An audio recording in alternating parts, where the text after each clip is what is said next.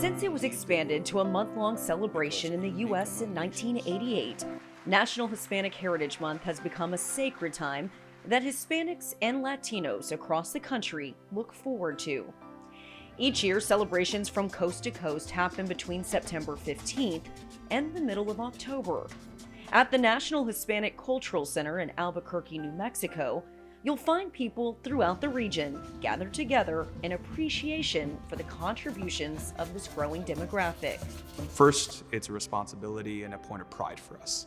The second thing that we hope people see when they come here is the cultural immersion of the history of Hispano, Chicano, and Latino identity and how it all comes together and the history of that. When folks are understanding everything from American independence to the history books that are being taught now, we want to make sure that our story is being told in a transparent and collective and inclusive manner, and you can absolutely expect that when you're here.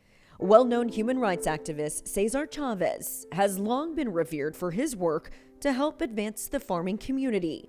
Born in Yuma, Arizona in 1927, Chavez quickly gained support from his community for his peaceful approach to evoke change and protect the Hispanic laborers who were frequently taken advantage of. His impact is immeasurable. There is no metric that could define him.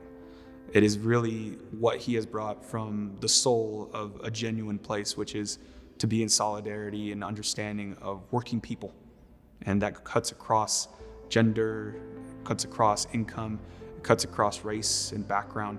What Cesar stood for was dignity.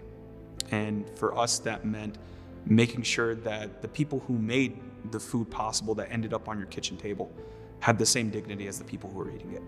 That's what he stood for, and that's the kind of impact that he continued to teach us even beyond his death. Medal of Freedom citation to Cesar Chavez, posthumously. That dedication earned him the Presidential Medal of Freedom honor just a year after his passing in 1993. He was the first to give a voice to farmers who had long been overworked and underpaid.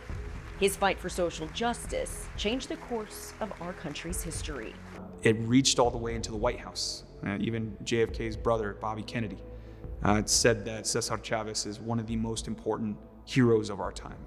When he did 3 different fasting hunger strikes, he did so under the understanding that he's bringing attention to a bigger issue than just himself. He's embodying the willingness to serve and put his community first. And that alone is the largest teaching principle that he's left with us. In 2011, Dolores Huerta was also presented the Presidential Medal of Freedom for her work with Mr. Chavez. Together, they organized one of the largest movements in our nation's history as they founded the United Farm Workers Labor Union.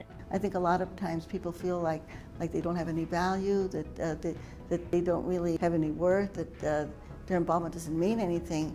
But if we look at the history, when we see all of the changes that have been made, they've always been from the bottom up, whether it's the civil rights movement, the women's movement, the labor movement. And of course, if you don't have organization, then you don't have a democracy. Because it's when people can come together with the right of association, the freedom to associate, that then they can build organization. And that's what sustains our country and keeps it a democratic institution. Both of these great Americans have left a lasting impact and a legacy that will serve future generations for the foreseeable future.